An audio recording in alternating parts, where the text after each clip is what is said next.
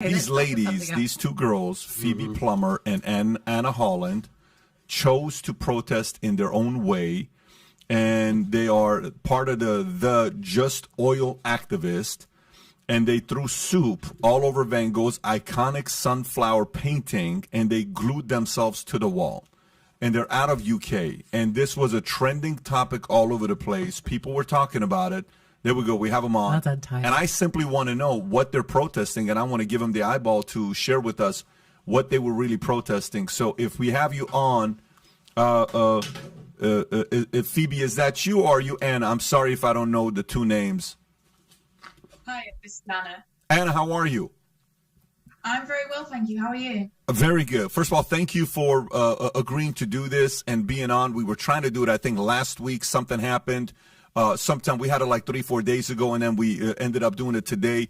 So if you don't mind, take a quick moment. What I just set it up as yourself and your friend Phoebe, you guys are part of the Just Oil activists. You two chose to throw soup all over Van Gogh's iconic sunflower painting, and you glued yourself to the wall. Can you share with us what point you were trying to make?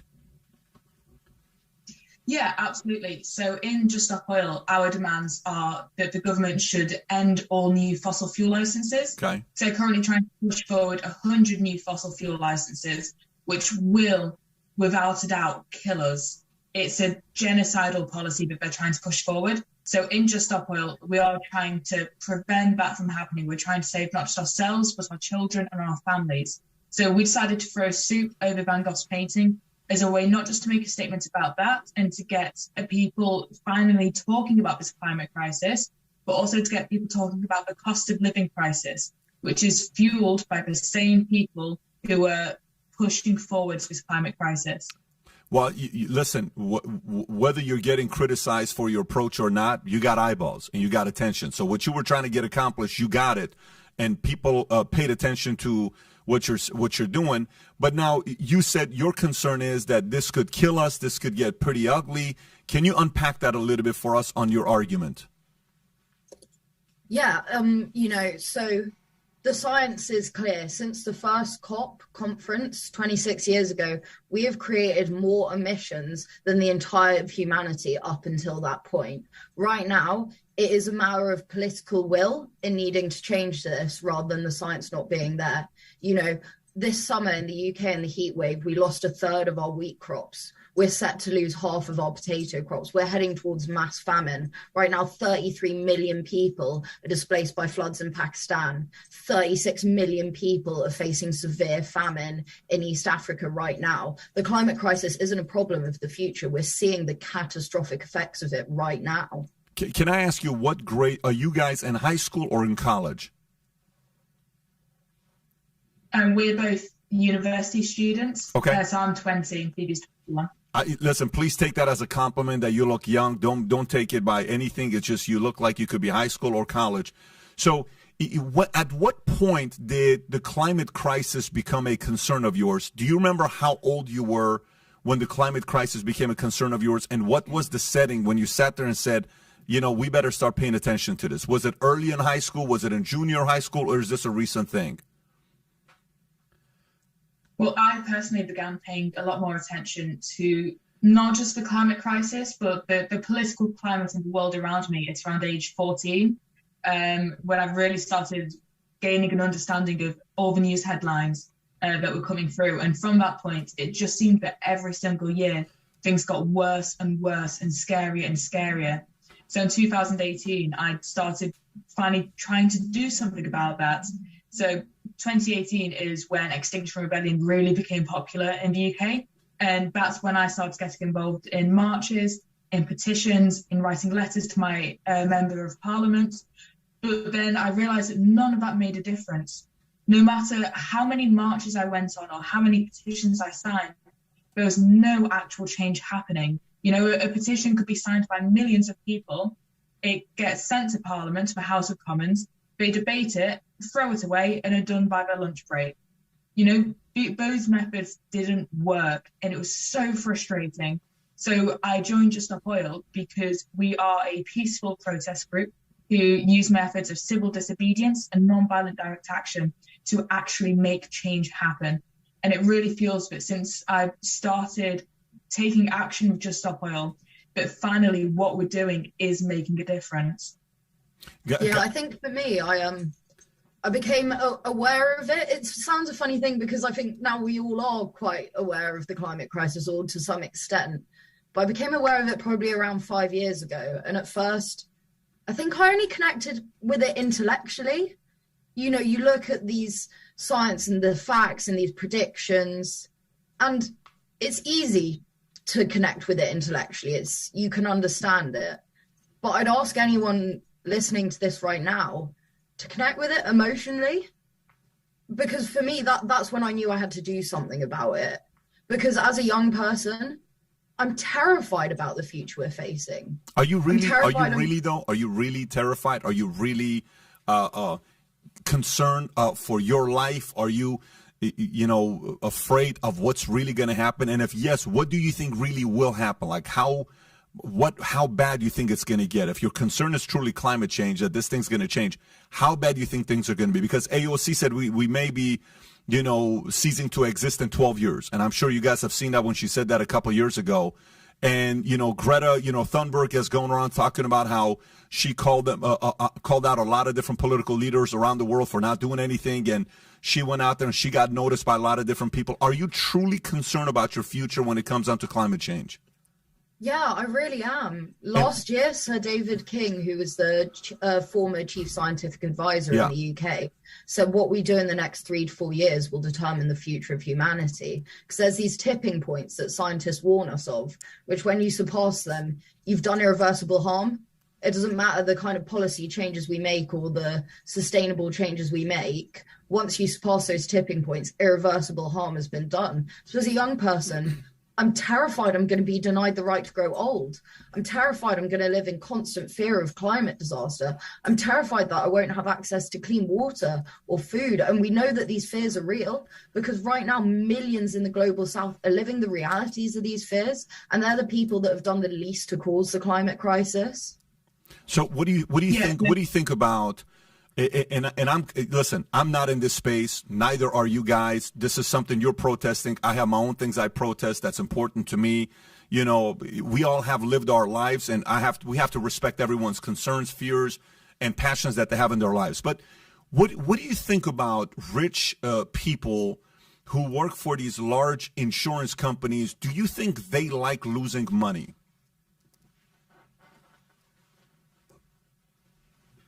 Can you guys hear me or no? I don't think anyone likes using money. That's why we have to use disruptive tactics. And, in the UK right now, we are entering an awful cost of living crisis. Right. Yeah, earlier this year, the head of British Petroleum, one of the biggest oil companies in the UK, said he has more money than he knows what to do with. He has the audacity to say that. When our country is plunged into this cost of living crisis, where this winter families are going to be forced to choose between heating and eating. Parents are starving themselves so that they can feed their children. And the head of this massive oil company says he has more money than he knows what to do with. Yeah. So, but let me give you an idea where I was going with this question on what's the one data that gets this argument to be done with. Is a lot of these actuaries in the insurance industry, their job is to underwrite the billions of dollars that they're sitting on to protect it. Like their job is to manage risk. That's what they get paid to do. They go to universities, they come out, and they're supposed to study every single thing. And then this insurance company is sitting on, say, $50 billion, $20 billion, and you're coming and saying, I want to get XYZ insurance 30 years from now, 20 years from now. Cost of insurance is going lower. Life insurance, different kinds of insurance, it's going lower because people are thinking we're going to live longer. Life expectancy's gone higher in many different countries in the world. And the only reason actuaries are charging life insurance to be so cheap is because they're thinking we're going to live to 100. Like odds are right now, Phoebe, and I'm a little concerned for you guys. You guys are two young, healthy, attractive girls. You're probably going to live to 100. It's all going to be all right. For you to be afraid of the fact that the end of the world is coming kind of prevents you some of your best years of your life to enjoy yourself. Now, don't get me wrong. I love the fact that you have a passion. But what do you think about these actuaries and these billion-dollar insurance companies that when they do the math, they sit there and say, you're probably going to live to 100 years old. And if that's the case, that means maybe AOC and Greta are wrong. What do you think about these guys that went to school and they do math all day, just a boring life, and they try to protect the billions of dollars of these insurance companies? Okay, so this year we had the worst drought in 500 years. That destroyed a third of our wheat crop, half of our potato crop. In the UK, this summer we reached 40-degree heat, which is something that was not predicted to happen by scientists until 2050. In those just 48 hours of 40-degree heat, 1,700 people died of heat exhaustion. The NHS ambulances were put on black alert. Fire brigades had their busiest day since the Blitz. You know, we're not worried about our future because we don't have a future to be worried about. This climate crisis is happening right now. We got so lucky that this summer, that heat only lasted 48 hours. Next summer, it's going to last even longer. Next summer, even more people are going to die. But no, let's look sooner than this summer, okay? Let's look at this winter, just a few months. 2/3 of UK families are going to be forced into fuel poverty.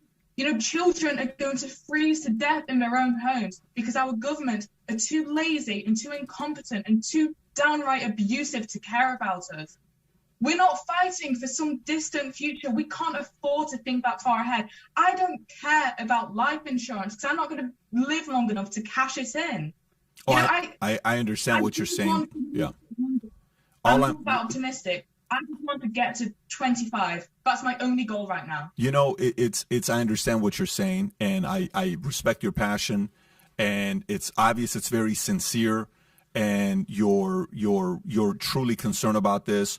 But I will tell you, to me, a lot of time when you look at these greedy people, the good thing about greedy people is, you know, if their life revolves around money. So the person you guys were talking about earlier that he says, I have so much money I can't even count. So let's judge those greedy people.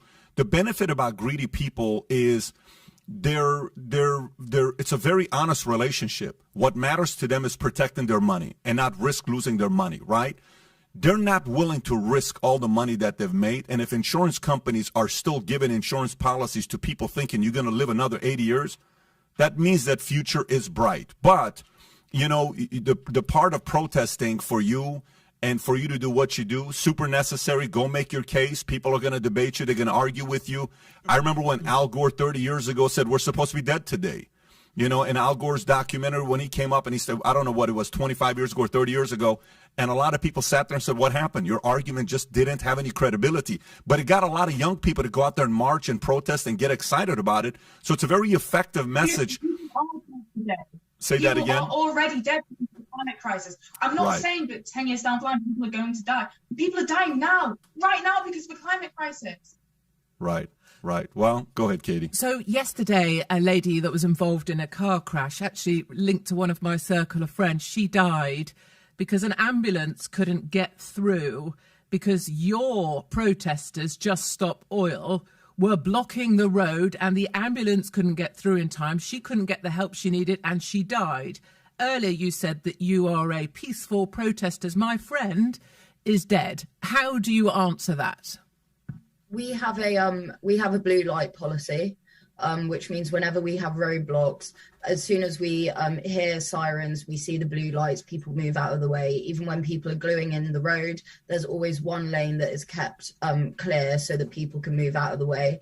And we have never had any complaints from either ambulances, fire brigade, or any other emergency services. The video footage exists, and the lady can't complain now because she's dead. Let me ask you another question, Phoebe. Let me ask you, what bills do you currently pay? Who pays for your accommodation at university? My student loan. When have you ever paid any bills in your lifetime? No. So you don't know what it's like to be a homeowner and not be able to afford your energy bills, and then see some stupid young people throwing soup over a painting in a gallery that has nothing to do with the fact they can't afford to pay their bills. You don't know what it's like to pay a bill, Phoebe, do you? No, but I have empathy for those people.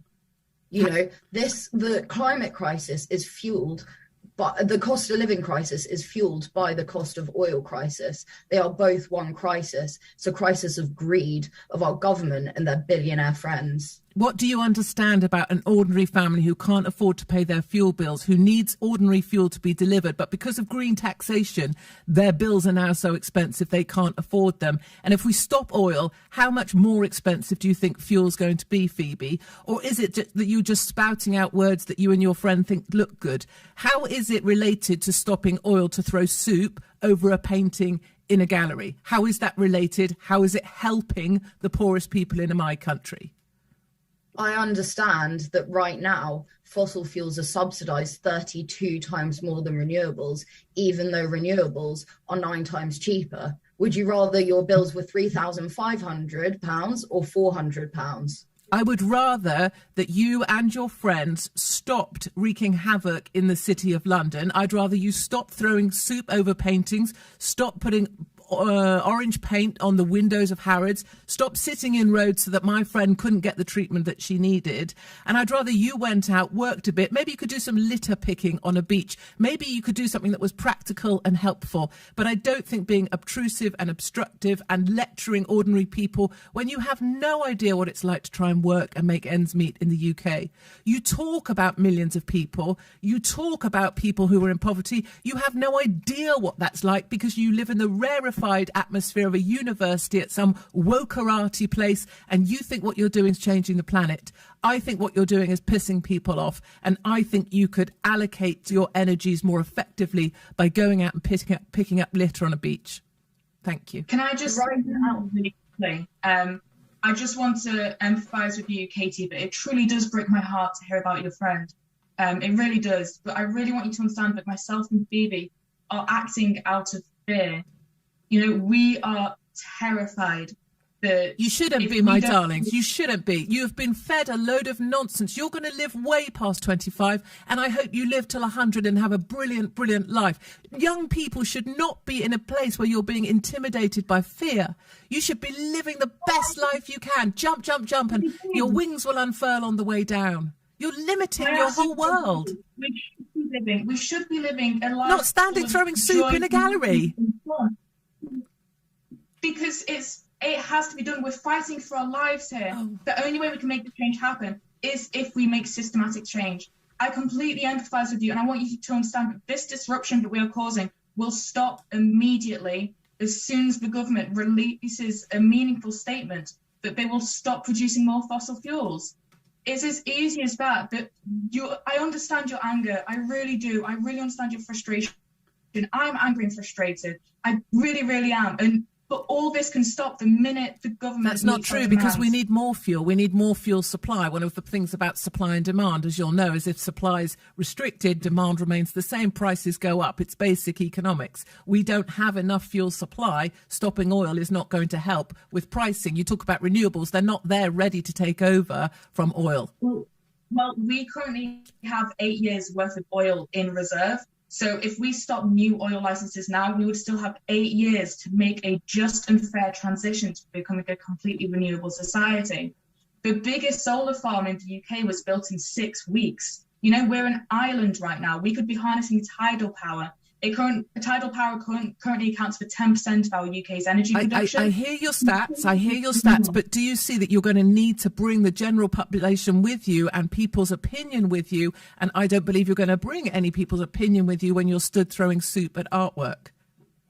Well, you know, this isn't a popularity contest. The suffragettes were famously hated. Martin Luther King was voted the most hated man in America when he was alive. And the thing is that right now we know that these tactics of non-violent civil resistance do work. I'm sat here today as a queer person, and the reason I'm able to vote, the reason I'm able to go to university, the reason I'm able to hopefully someday will marry the person I love is because of people who have taken part in these acts of non-violent civil resistance before me. Well, I'm not to cut you guys off. I'm actually a food waste activist, and the fact that you guys threw soup on the painting really bothered me because I'm pretty sure there was hungry people outside that would have loved to have eaten it. So because of that, I'm gonna go fill up my gas tank. I have to. I have to. I'm just but listen, upset. ladies, I got to tell you. Did you want to say something? Yeah, just one quick question for you. I applaud what you guys are doing. We are facing goes beyond 2 tons of... kudos to you guys for at least being very passionate about something. 20 years old, if you're both 20, I was not half as passionate about anything as you guys are, so respect on that. But there is a famous quote out there that says, when you're young and if you're not liberal, you have no heart. But as you get older, if you're not a conservative, you have no brain. So you guys are going to figure that out along the way. We all are. So respect to you. Here are my two questions. Legitimately, what pronouns do you identify with? That's number one. Number two, if there's 100 of your friends in a room and you talk about your top issues that you care about, what's number 1, 2, and 3? Meaning climate, LGBT rights, the economy, healthcare. So pronouns and your issues, if you would. So I use they, she, he pronouns, whatever you're in the mood for. And for me, I think the climate crisis and also the cost of living crisis are uniquely unifying because this will affect everyone. And your friend? I also go by they, them pronouns. I also don't see how that comes into this argument because this is what we're facing. This climate crisis goes beyond anything to do with gender or sexuality. But I completely agree with Phoebe. The main concern my friends and I talk about is the climate crisis and the cost of living crisis. My university had to open a food bank for its students this week. That's how dire things are. Students who are already getting a loan by the government to pay for things like this can't even afford to buy food using that loan. Yeah. It's all the energy bills because of the climate crisis. Phoebe, our biggest Anna, concern is making ends meet and just feeding ourselves. Phoebe, Anna, if you had an outcome that you wanted to get with what you did, you got it. You guys were able to get the attentions of others to present your argument. And I applaud you for your emotional control because you were pushed and folks came at you here and you were able to give your argument. Now, whether the audience agrees or not, it is what it is. Whether anybody sits there and agrees with you or not, it is what it is. I applaud you guys to be respectful in return, and I value that. So thank you so much for coming on and sharing your views. We appreciate you guys. Have a wonderful day, guys. The future looks very bright, by the way, just so you know. I believe the future looks very bright. Take care, guys. Bye-bye, bye-bye. Take care. Thank you for talking to us. Thank you, Phoebe. Thank you, Anna. Take care. By the way, honestly, respect. Say what you want, man.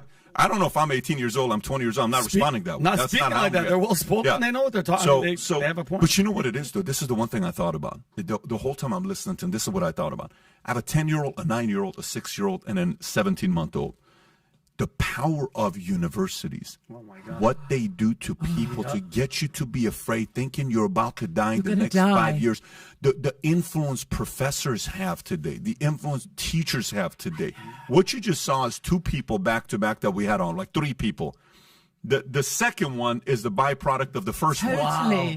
The second one is a byproduct of the first one. The influence the first one has over the second one, and then people come out with degrees. We're sitting there supposed to think, and but you don't understand what's going on. You don't understand what's going on with this, and we have to take it. Wow. You have to sit there and listen to it. So, anyways, fascinating. I thought it was great. Go ahead. I just think, so one hand, I guess to your point slightly, I'm not going to make it to 25 at this rate. Like my aim is 25.